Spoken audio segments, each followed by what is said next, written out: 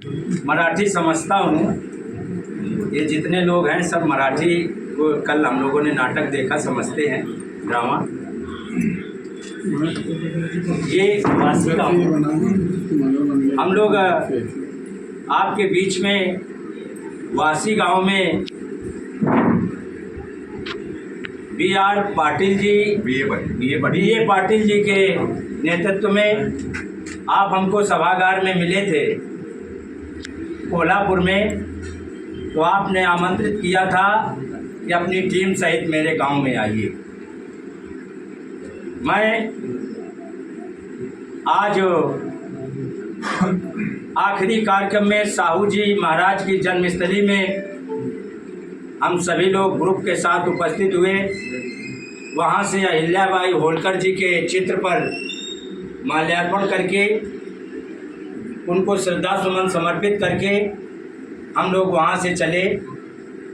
इसके बाद ये हम सभी टीम का, कानपुर वासियों का ये सौभाग्य है कि आज हम अपने समाज के बीच में, सर्व समाज के बीच में यहाँ उपस्थित हुए और हम लोगों के बराबर संपर्क में कानपुर उत्तर प्रदेश में हम लोग 2019 में आपके कोल्हापुर में आदरणीय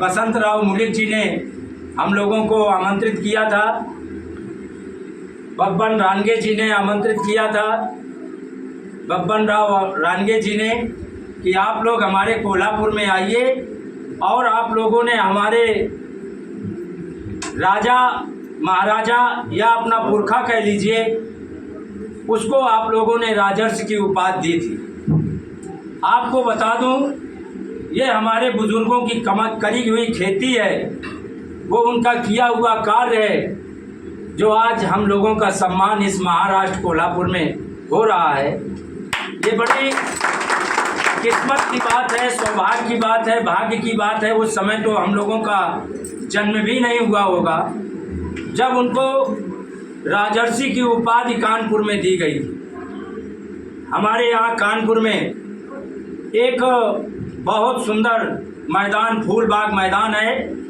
वहाँ पर 1919 में आपके महाराजा जी हमारे यहाँ कानपुर चल के गए होंगे। हम तो अब आए यहाँ से, तो रास्ते में बातें कर रहे थे कि कैसा रास्ता है, कैसे वो महाराजा हमारे यहाँ पहुँचे होंगे, कितनी बड़ी सोच रही होगी। हमारे यहाँ के लोगों ने, हमारे यहाँ के बुजुर्गों ने कैसे उनको पहचाना होगा। उस समय कोई टेलीविज़न नहीं था, उस समय कोई दूरदर्शन का कोई बहुत बड़ा साधन नहीं था। उस समय चिट्ठी का, तार का ये व्यवस्था थी, लेकिन आपके इस कार्यशाली नेता को, इस कार्यशाली महाराजा को, इतने कुशल नेतृत्व को हमारे उत्तर प्रदेश के कानपुर के हमारे बुजुर्गों ने कैसे पहचाना, इस बात के लिए हम लोगों को बड़ा आश्चर्य होता है।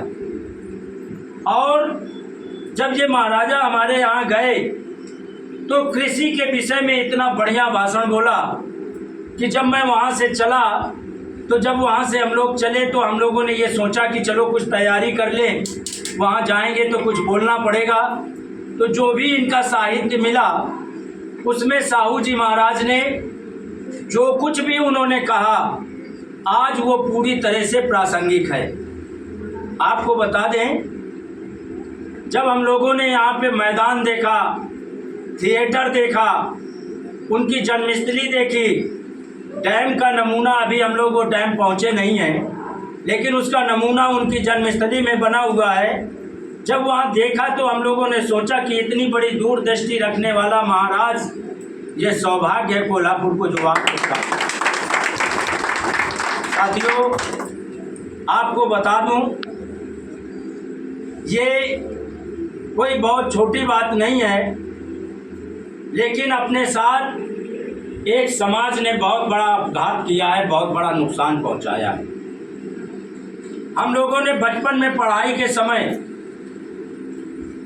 किताबों में कहीं कहीं शिवाजी और उनके वंशज तक तो पढ़ते हैं, उसके बाद उनके बेटे तक पढ़ते हैं, लेकिन हम लोगों को कहीं पर भी साहू जी महाराज का इतिहास नहीं है।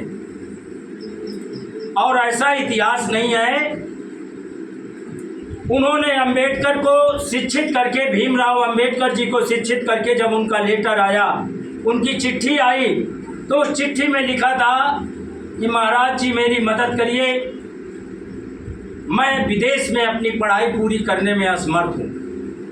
अंबेडकर जी अपने माँ बाप की 14वीं संतान थे, अपने माँ बाप की 14वीं संतान थे। उनको ये लगता था कि अगर ये कोल्हापुर नरेश हमारी मदद नहीं करेंगे तो हमारी शिक्षा आगे नहीं हो सकती, हमारी शिक्षा पूरी नहीं हो सकती।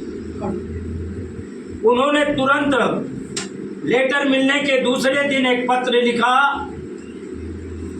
कि भीमराव आप परेशान न हो, आपकी जितनी भी व्यवस्था हो सकती है हमारे राजकोष से आपकी व्यवस्था की जाएगी, आपकी पढ़ाई लिखाई में कोई व्यवधान नहीं आएगा।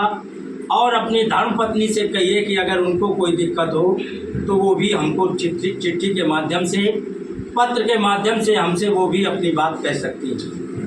ऐसा महाराजा जिसने आरक्षण को आधार बना करके अपने दरबार में 50% आरक्षण लगाने का काम किया, 50% आरक्षण लगाने का काम किया। और देखते देखते 5 साल के अंदर, 4.5 साल के अंदर जो तथा